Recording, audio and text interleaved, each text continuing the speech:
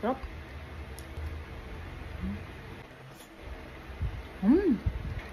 Lambot.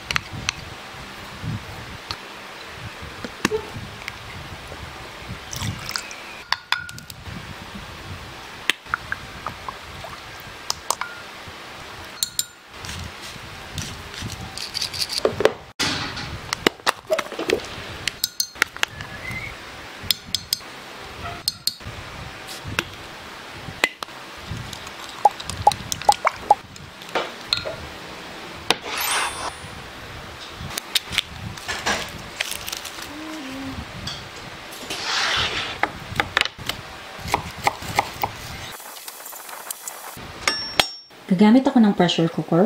Buksan lang natin yung kalan.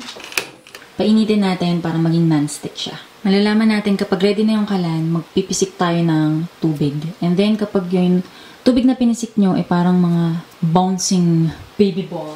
Parang ganito. Yan. Nagpa-bounce na, oh. Ang cute. Ayan. So, ready na yung ating kalan. Nalagyan na natin ng mantika. Mag-isa lang tayo ng sibuyas. Garlic. Then, ihulog na natin yung meat.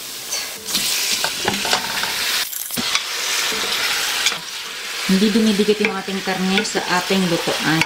Kaya importante talagang painitin yung ating kawali.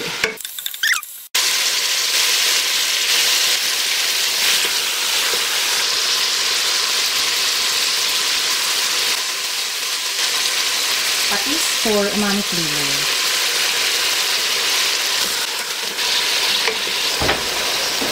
And nilagay na natin yung ginawa kong sauce. Ito optional. Pwedeng water lang gamitin nyo. Pero meron ako nitong sweetened pineapple juice. Kaya lalagay ko siya. Maglalagay lang tayo ng tubig. Kailangan lubog yung ating meat. And cover na natin. Pressure cooker na natin. Lalakasan ko lang yung apoy hanggang sa kumulo at umikot itong ating pito. Mag-iingay yan mamaya. Hihinaan ko yung apoy para simmer lang siya at hindi mabigla yung meat natin.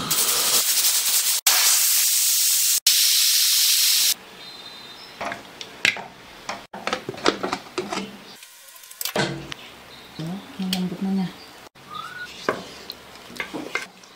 Ihulog na rin natin yung vegetables. Unahin ko muna yung potato and carrots. Kaya lang nating maluto yung potato and carrots.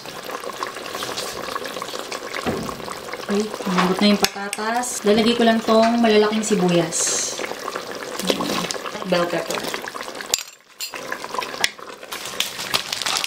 Maglalagay tayo nitong vermicelli noodles. Meron kayong ginagamit na noodles pang japchae. Pwede yun yung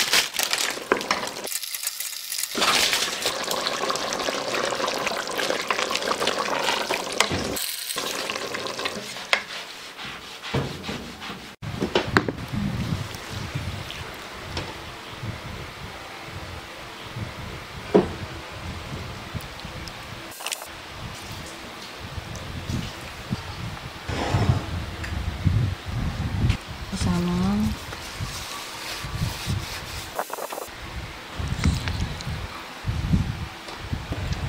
Siyempre, vegetables muna yung unahin natin dapat.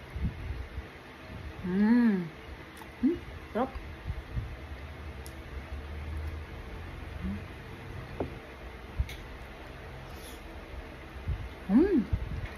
Lambot.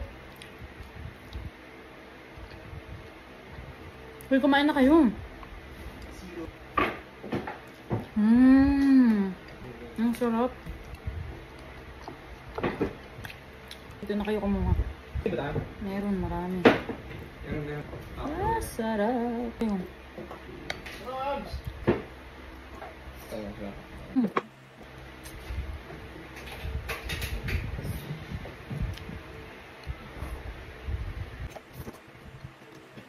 ko, pwedeng-pwede to sa handaan, guys. Pero madali lang gawin.